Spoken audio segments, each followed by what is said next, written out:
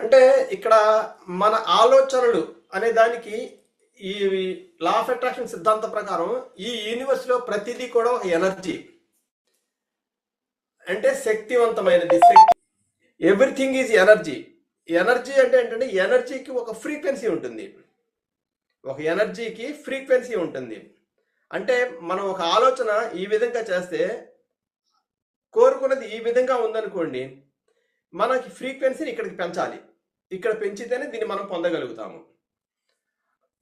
ఎనర్జీకి ఒక ఫ్రీక్వెన్సీ ఉంటుంది, మన ఆలోచనలకి ఎనర్జీ ఉంటుంది, ఈ ఆలోచనలకి కొన్ని ఎమోషన్స్ ఉంటాయి, ఈ ఎమోషన్స్నే ఫ్రీక్వెన్సీని తీసుకొస్తాయి.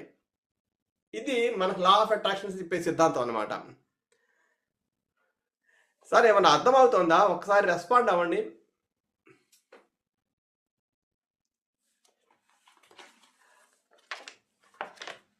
ఎవరో ఒకళ్ళు. సార్ అర్థమవుతుంది సార్, చెప్పండి. అర్థమవుతుంది సార్, చెప్పండి. ఓకే ఓకే ఓకే ఇక్కడ చిన్న కొటేషన్ చెప్తానండి. ఈ బుక్ చూసి చెప్తున్నాను, సారీ ఏమనుకోవద్దు. ఒక వ్యక్తి తనలో ఉన్న సామర్థ్యాన్ని, అంటే తనలో ఉన్న పనితనాన్ని 25% ఉపయోగించగలిగితే ఒక ప్రముఖ వ్యక్తి అవుతాడంట. అదే సామర్థ్యాన్ని 50% ఉపయోగించగలిగితే ఒక గొప్ప వ్యక్తి అవుతాడంట. అదే 100% ఉపయోగిస్తే ఈ ప్రపంచమే తలకిందులై అతనికి దాహోహం ఉంటుందంట. అంటే మనం ఏ విధంగా ఉపయోగిస్తున్నాము, అంటే ఈ రోజు ఈ స్థితిలో మనం ఉన్నామంటే 20% ఉపయోగిస్తున్నామా, 50% ఉపయోగిస్తున్నామా, 100% ఉపయోగిస్తున్నామా? అసలు ఈ ఉపయోగించడం ఎలా? ఈ ఉపయోగించడానికి కూడా ముందు మనకి స్టార్ట్ అయ్యేది ఆలోచన నుంచే. అసలు మనం ఒక పని చేస్తూ ఉంటాము, ఏదో పని, ప్రతి మనిషి కూడా ఒక పని చేస్తూ ఉంటారు. ఆ పని ఎందుకు చేస్తున్నాము అది ఫస్ట్ గమనించుకుంటే, ఎందుకు చేస్తున్నామో తెలిసిన రోజున ఎలా చేయాలో తెలుస్తుంది. ఎలా చేయాలో తెలిసిన సమ్ బెటర్గా చేసినప్పుడు మనం అందులో సక్సెస్ అవుతాము. ఇది law of attraction. Law of అట్రాక్షన్లో ఏంటంటే థాట్ బికమ్స్ థింగ్స్. అంటే మన ఆలోచనలే వాస్తవ రూపం దాలుస్తాయి. మన ఆలోచనలు, ఈ ఆలోచనలు మనకి ఎలా పుడతాయి? ఈ ఆలోచనలు మనకు పుట్టడానికి కారణం ఏంటంటే మనం ఉన్న పరిసరాలు, మన ఉన్న వాతావరణం, మనం పెరిగిన వాతావరణం, ఇవన్నీ కలిసి మనకు ఆలోచనలు పుడతాయి. ఈ ఆలోచనల నుంచే మనం ఎటువంటి ఆలోచనలు చేస్తూ ఉంటామో దానికి సంబంధించిన మాటలే మనం మాట్లాడుతుంటాము. ఎప్పుడైతే దానికి సంబంధించిన మాటలు మనం మాట్లాడుతూ ఉంటామో దానికి తగ్గ పనులే మనం చేస్తూ ఉంటామండి. ఎప్పుడైతే ఆ పని మనం చేస్తూ ఉంటామో అందులో మనం ఒక స్థితికి వచ్చేసరికి అందులో మనకు ప్రావీణ్యత వస్తుంది, దాంట్లో మనం పర్ఫెక్ట్ అవుతాము. అప్పుడే మనం దాన్ని పొందగలుగుతాము. ఈ మధ్యలో ఉన్న ప్రాసెస్ ఉంది కదా, ఈ మధ్యలో ఉన్న ప్రాసెస్నే మనం పర్ఫెక్ట్ చేసుకోవాలి. ఈ మధ్యలో ఉన్న ఆలోచన నుంచి మేనిఫెస్ట్ అయ్యే వరకు మధ్యలో ఉన్న ప్రతి ఇన్సిడెంటు మామూలు విషయం కాదు, అన్ని కోఇన్సిడెంట్స్ కాదు. మనం క్రియేట్ చేసుకుని, మనం సాధించి, మనం చేసుకోవాలి పనులు ఇవన్నీ కూడా. ఆలోచించడానికి ఏముంది, ఏదో ఒకటి ఆలోచించేస్తాం మనం. నాకు కారు కావాలి అని ఆలోచించాను, కారు వచ్చేస్తుందా? ఆలోచించాలి, ఆలోచించిన రోజునే వస్తుంది. కానీ ఆలోచించినప్పుడు దానికి మనకు క్లారిటీ కావాలి, విజన్ కావాలి. ఇదంతా చూసుకుంటా వచ్చిన రోజున దాన్ని మనం మేనిఫెస్టేషన్ చేసుకుంటాము. First thought becomes things. ఈ పాయింట్ తర్వాత మనం చేయాల్సింది ఏంటంటే లైక్ అట్రాక్ట్స్ లైక్స్. అంటే లైక్ అట్రాక్ట్స్ లైక్స్ అంటే ఒక విషయాన్ని ఎవరైతే ఒక విధంగా ఆలోచిస్తున్నారో ఆ విషయానికి సంబంధించిన వాళ్ళందరూ కూడా ఒక చోటకి చేరుతూ ఉంటారు. ఈ రోజున మనం ఒక సబ్జెక్ట్ పెట్టుకున్నామంటే ఇక్కడ వచ్చారంటే ఆ సబ్జెక్ట్ సంబంధించి తెలుసుకోవాలని ఇష్టం ఉండి వచ్చిన వాళ్ళే. అదేవిధంగా మన యూనివర్స్లో చూసుకున్నట్టయితే ఇప్పుడు బొగ్గు గనులు ఉన్నాయి, బొగ్గంతా ఒకే చోట నిక్షిప్తం అయి ఉంటుంది. వాటర్ ఉంది, వాటర్ అంతా కూడా ఒకే చోట నిక్షిప్తం అయి ఉంటుంది. కొండలు కూడా ఒకే చోట నిక్షిప్తం అయి ఉంటాయి. పొలాలు పండే ప్రాంతాలన్నీ కూడా ఒక చోట ఉంటాయి. అలా లైక్ అట్రాక్ట్స్ లైక్స్. జనాలు కూడా చూడండి, ఇప్పుడు సారీ ఏమనుకోవద్దు, సిగరెట్ తాగేవాళ్ళు ఫ్రెండ్షిప్ అంతా సిగరెట్ తాగేవాళ్ళతో ఉంటుంది. ఆ విధంగా రకరకాల ఆలోచనలతో ఉండే వాళ్ళంతా కూడా ఒకే ఆలోచనతో ఉంటారు. ఇది లైక్ అట్రాక్ట్స్ లైక్స్. తర్వాత ఇంకో విషయం ఏంటంటే ఫోకస్. ఈ ఫోకస్ అనే విషయం చాలా పెద్ద సబ్జెక్ట్ అండి. మనం ఎక్కడైతే దృష్టి పెడతామో అక్కడ సృష్టి జరుగుతుంది. ఎక్కడైతే దృష్టి పెడతామో అక్కడ సృష్టి జరుగుతుంది. ఈ దృష్టి పెట్టడం ఏంటి, సృష్టి జరగటం ఏంటి అనుకుంటే, ఒక మనిషి తను అనుకుంటూ ఉంటాడు, నాకు ఆరోగ్యం బాగలేదు, ఆరోగ్యం బాగలేదు, ఆరోగ్యం బాగలేదు. ఆరోగ్యం ఎప్పుడైతే బాగోలేదు బాగోలేదు బాగోలేదు అనుకుంటూ ఉంటాడో కొంతకాలం తర్వాత నిజంగా కూడా అతని ఆరోగ్యం క్షీణిస్తుంది. అదే టైంలో అతను బాగుంది బాగుంది అనుకోవచ్చు కదా. అదేవిధంగా ఇంకో విధంగా మనం చెప్పాలంటే మన పురాణాల ప్రకారం కూడా ఒకటి పదం ఉంది, తథాస్తు దేవతలు ఉంటారు అనేది. ఎందుకంటే మనం ఎప్పుడు కూడా మంచి మాట్లాడుతూ ఉన్నప్పుడు తథాస్తు దేవతలు తథాస్తు అంటారంట. కాబట్టి ఏ టైంలో కూడా మనం మంచిగా మాట్లాడుతూ ఉంటే ఫోకస్ మంచిగా వెళ్తుంది, మనకు కావాల్సినది మంచి విషయాల్ని సేకరించగలుగుతాము. ఇవి 3 పాయింట్స్ అండి. ఏంటి? థాట్ బికమ్స్ థింగ్స్, తర్వాత వచ్చేది లైక్ అట్రాక్ట్స్ లైక్స్, తర్వాత ఫోకస్. ఎక్కడైతే మనం దృష్టి పెడతామో అక్కడ సృష్టి జరుగుతుంది. ఏ జబ్బు లేని మనిషి జబ్బున్న వ్యక్తిగా మారగలుగుతాడు. జబ్బున్న వ్యక్తి కూడా నాకు ఏదీ లేదు, ఏమీ లేదు, నేను ఆరోగ్యంగా ఉన్నానని పదే చెప్పుకోవడం ద్వారా అతనిలో ఉన్న జబ్బు యొక్క తీవ్రత తగ్గుకుంటూ ఉంటుంది. అతను ఎలాగో మందులవి తీసుకుంటూ ఉంటాడు కాబట్టి త్వరగా క్యూర్ అయిపోగలుగుతాడు. ఈ 3 పాయింట్స్తో పాటుగా వేరే ఇంకో 3 పాయింట్స్ ఉన్నాయి. లా ఆఫ్ అట్రాక్షన్ ఇంకో 4 సిద్ధాంతాలు ఉన్నాయి. అవేంటంటే ask, believe, receive, gratitude. Ask అంటే మన ఆలోచనల ద్వారా మనకి ఏమి కావాలో అది మనం కోరుకోవాలి, అడగాలి అంటే ముందు మనకు క్లారిటీ ఉండాలి. ఏం అడుగుతున్నాము, ఎందుకు అడుగుతున్నాము అని క్లారిటీ ఉన్న రోజున అడగటానికి మనకు అర్హత అనేది ఉంటుంది. ఇప్పుడు నేను ఇక్కడ ఉండి నేనేదో ఇస్రో చైర్మన్ అయిపోవాలని అనుకుంటే అయిపోగలనా? లేదు కదా. మన పరిమితికి లోపడి అడగాలి. అడిగేటప్పుడు మనకు ఒక అర్హత, దానికి సాధ్యాసాధ్యాలు ఆలోచించి మనం అడగాలి. అలా అని చెప్పి మనకు సాధ్యం కానిది అడగకూడదని కాదు, ఏదైనా మనం అడగొచ్చు. కాకపోతే ఈ లోపు మనం ప్రయాణం అనేది ఉంటుంది. అడిగిన దానికి అందు కూడా ప్రయాణం అనేది ఉంటుంది. నేను పైలట్ అవ్వాలనుకుంటాను, అవ్వలేను అని కాదు. కాకపోతే ఇక్కడి నుంచి నేను ప్రాసెస్ చేయాలి. ఎప్పటి వరకు? పైలట్ అయ్యే వరకు నేను ప్రాసెస్ చేయాలి. కాబట్టి అడగటంలో క్లారిటీ ఉండాలి. ఏదో మనకి సంబంధం లేని విషయాలని ఏదో టెస్టింగ్, యూనివర్స్ మనం టెస్ట్ చేయాలి అన్నట్టుగా, నేను ₹1,00,00,000 నాకు కావాలి, ఈ టెస్టింగ్స్ కాదండి. ఇప్పుడు మనం అడగటానికి ఒక క్లారిటీతో అడగాలి.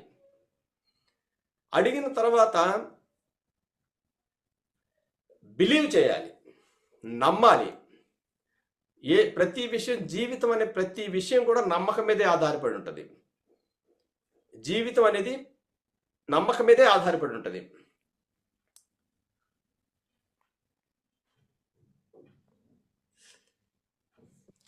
ఇప్పుడు మనం ఒకటి అడిగాము, సంథింగ్ ఏదో ఒకటి మనం కోరుకున్నాము, మన అర్హతకు సంబంధించేదే మనం కోరుకున్నప్పుడు అది మనం పొందగలము అనేది మనకి ఒక నమ్మకం అనేది ఉండాలి. ఆ నమ్మకం మనకి లేని రోజున అడగటం కూడా అనవసరం. అడిగాము అంటే ఆ నమ్మకంతో ఉండాలి. ఆ నమ్మకంతో మనం కృషి అనేది చేయాలి. ఉదాహరణకి ఇప్పుడు మనం టిఫిన్ చేయాలనుకున్నాము. సాధారణమైన చిన్న విషయం మీకు చెప్తాను. మనం హోటల్కి వెళ్ళాము.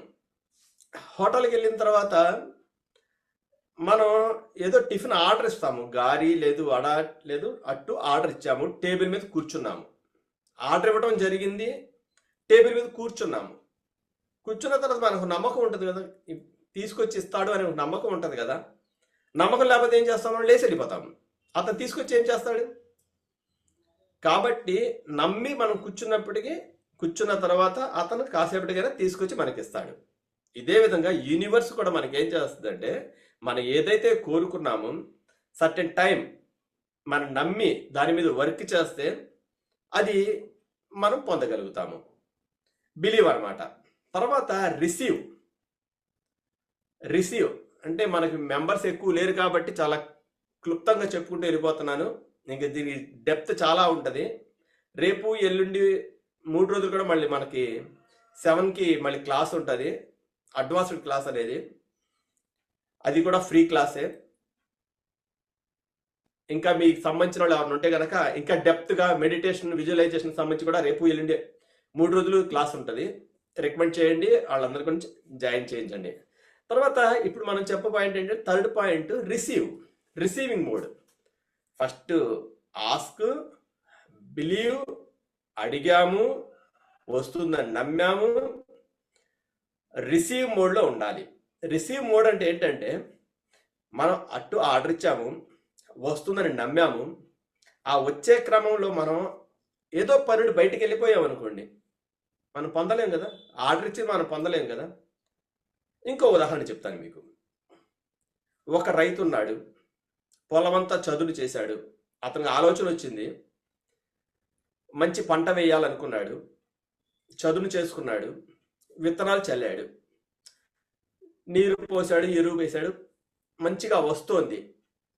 కొంత టైం పట్టదు, పంట చేతికి రావాలంటే కొంత టైం అనేది పడుతుంది కదా. ఈ లోపల అతనికి నిరుత్సాహం వచ్చేసి అంత పేషెన్సీ లేకుండా ఉండేసరికి, అబ్బో ఎంతకాలానికి పంట వస్తుంది, నాకు అంత ఓపిక లేదు అని ఆ పంటని మళ్ళీ దున్నేసి వేరే పంట వేశాడు. ఆ పంట ఏమైపోతుంది అంటే, మనం ఏదైనా ప్రయత్నం చేసిన తర్వాత అది వచ్చే వరకు రిసీవింగ్ మోడ్ ఉండాలి. ఒక ఎంప్లాయీ ఉంటాడు, అతను ఏదైనా ఉద్యోగం సాధించాలనుకున్నాడు, ఎగ్జామ్స్ రాశాడు, టెస్ట్ రాశాడు, ఇంటర్వ్యూకి వెళ్ళాడు. ఈ లోపల అది ఎప్పుడుకి వచ్చానో లే అనుకుని వ్యాపారం పెట్టుకున్నాడు. ఈ లోపల కాల్ లెటర్ వచ్చింది రమ్మని చెప్పి. ఏమవుతుంది అంటే, రిసీవింగ్ మోడ్ లేకపోతే అప్పుడు అతను ఏం చేస్తాడు, అతను సందిగ్ధంలో ఉంటాడు. వ్యాపారం చేసుకోవాలా, జాబ్కి వెళ్ళాలా, వ్యాపారం చేసుకోవాలా, జాబ్కి వెళ్ళాలా. ఆ సందిగ్ధంలో ఉండి దేనికి న్యాయం చేయలేడు. కాబట్టి ఏదన్నా మనం పని చేస్తున్నాము అంటే అడగటము, కోరుకోవటము, నమ్మటము, తర్వాత రిసీవింగ్ మోడ్ అది పొందే వరకు మనం వెయిట్ చేయాలి. ఏదైనా సహజంగా టైం తీసుకుంటుంది కదండి. ఇప్పుడు మనిషి జన్మెత్తడానికి 9 నెలలు కావాలి. ఒక విత్తనం వేసిన తర్వాత సర్టన్ టైం వరకు దానికోసం వెయిట్ చేయాలి, పంట చేతికి వచ్చే వరకు. ఏదైనా కానీ ఇప్పుడు కోడి పిల్ల పొదగాలంటే 21 డేస్ అంటారు. 21 డేస్ మనం ఓపిక పడితేనే కదా కోడి పిల్లగా వచ్చేది గుడ్డు నుంచి. ఈ లోపల మనం తొందర పడితే రాదుగా. ఇదే విధంగా మనకు రిసీవింగ్ మోడ్లో ఉండాలి. దాని తర్వాత ఇంకొక విషయం ఏంటంటే, నెంబర్ 1 విషయం, అందరికీ పరివర్తన వచ్చే విషయం ఏంటంటే గ్రాటిట్యూడ్, కృతజ్ఞత. ఈ కృతజ్ఞత అనేది మనిషి జీవితాన్ని పూర్తిగా మార్చేసే ఒక పెద్ద ఆయుధం అన్నమాట. మనం ఎంత లా ఆఫ్ అట్రాక్షన్ చేసుకున్నా ఈ ఒక్క గ్రాటిట్యూడ్ అనేది లేకపోతే కనుక చాలా వెనుకబడిపోతామో అనటం కూడా ఒక చిన్న పదవి అది. ఎందుకంటే ఈ గ్రాటిట్యూడ్ అనేది మనిషిని ముందుకు తీసుకెళ్లేది. ఈ గ్రాటిట్యూడ్ అనేది ఎలా ఉంటుందంటే, ఇప్పుడు నేను ఒక జాబ్ చేస్తున్నాను, పెద్ద జాబ్ కోసం ప్రయత్నం చేస్తున్నాను. ఈ చిన్న జాబ్ కోసం నేను కృతజ్ఞతా భావంతో దీన్ని సక్రమంగా చేయకుండా దీనికి నెగిటివ్గా చేయాల్సిన పనిని నెగిటివ్గా చేసుకుంటూ దీని మీద అయిష్టంగా చేసుకుంటూ ఉన్నాం అనుకోండి, పెద్ద జాబ్ని పొందలేము. గ్రాటిట్యూడ్ ఎప్పుడైతే మనం గ్రాటిట్యూడ్ ప్రదర్శిస్తామో అంచెలంచెలుగా ఎదుగుతాము. దీనికోసం ఒక చిన్న కథ ఉంది, ఇది ఒకసారి మీకు చెప్తాను. అదేంటంటే, మన పురాణాల్లో చెప్తూ ఉంటారు కదా, మన నారదముని ముల్లోకవాసి నారదమునీశ్వరుడు. ఈ నారదముని ఒకసారి మనందరికీ అన్ని ప్రసాదించేది ఎవరు అంటే బ్రహ్మ అంటారు కొంతమంది, విష్ణు అంటారు, అది పక్కన పెడితే భగవంతుడు. ఈ నారదముని భగవంతుడి దగ్గరికి ప్రయాణం చేస్తూ వెళ్తూ వస్తుంటాడు కదా. ఇక్కడ భూమి మీద ఉన్న ఒక వ్యక్తి చాలా సంపన్నుడు, అతి ఐశ్వర్యవంతుడు, చాలా వద్దంటే వచ్చి పడుతుంది ఐశ్వర్యం అతనికి. అటువంటి వ్యక్తి నారదమునితో చెప్తాడు ఏమనంటే, స్వామి నాకు సంపద చాలా ఎక్కువగా ఉంది, చాలా ఎక్కువగా అయిపోయింది, నేను ఏం చేసుకోవాలో అర్థం కావట్లేదు. కాబట్టి నువ్వు భగవంతుడికి విన్నవించి నాకు సంపదని ఇవ్వటం ఆపేయండి, నాకు సంపద చాలు, ఈ జీవితానికి ఈ సంపద చాలు, నాకు ఆపేయండి అని ఒక్కసారి భగవంతుడితో చెప్పండి అని చెప్తాడు. ఆ పక్కనే ఒక అతను ఉంటాడు, అతను చిన్న గోచి పెట్టుకుని ఉంటాడు. అతను అంటాడు, స్వామి మీరు ఎలాగో భగవంతుడి దగ్గరికి వెళ్తున్నారు కదా, నా గురించి రికమెండ్ చేసి నాకు కూడా ఏదన్నా, నాకు చిన్న గోచి తప్ప నాకు ఏమీ లేదు, నాకు కూడా కొంత సంపదను ప్రసాదించమని చెప్పండి అంటాడు. అప్పుడు నారదముని భగవంతుడి దగ్గరికి వెళ్ళి చెప్తాడు, స్వామి భూలోకంలో ఒక వ్యక్తి ఉన్నాడు, అతని సంపద అబండెన్స్గా ఉంది, చాలా ఎక్కువైపోయింది, అతను సంపదనే ఆపేయమంటున్నాడు అని చెప్తాడు. చెప్పిన తర్వాత భగవంతుడు అంటాడు, ఇవ్వటం ఆపటం నా చేతిలో లేదు, ఎప్పుడైతే అతను కృతజ్ఞత తెలపడం ఆపుతాడో ఆ రోజున అతని సంపద ఆగిపోతుంది. అర్థం చేసుకున్న ఒక పాయింట్ ఇక్కడ, ఈ సంపద కలిగిన వ్యక్తి ఎప్పుడైతే కృతజ్ఞత తెలపడం ఆపేస్తాడో ఆ రోజునే అతని సంపద రావడం ఆగిపోతుంది, కాబట్టి అతన్ని గ్రాటిట్యూడ్ చెప్పడం ఆపేయమని చెప్పండి అంటాడు భగవంతుడు. సరే, ఈ పక్కన ఇంకో అతను ఉన్నాడు కదా, ఎవరు, చిన్న గోచి పెట్టుకుని ఉన్న అతను. అతనికి గురించి కూడా నారదముని అడిగినప్పుడు ఏం చెప్తాడంటే, ఏదో అతనికి గోచి ఉంది కదా, దానికి కృతజ్ఞత చెప్పమను, దాని నుంచి ఇంకొంచెం అతను పెరుగుతూ ఉంటుంది అని చెప్తాడు. అప్పుడు నారదముని వచ్చి ఈ సంపద కలిగిన వ్యక్తితో చెప్తాడు, అయ్యా మీరు మీ దగ్గర ఉన్నదానికి కృతజ్ఞత తెలుపుకుంటూ ఉన్నారంట, ప్రతి చిన్న విషయానికి కూడా.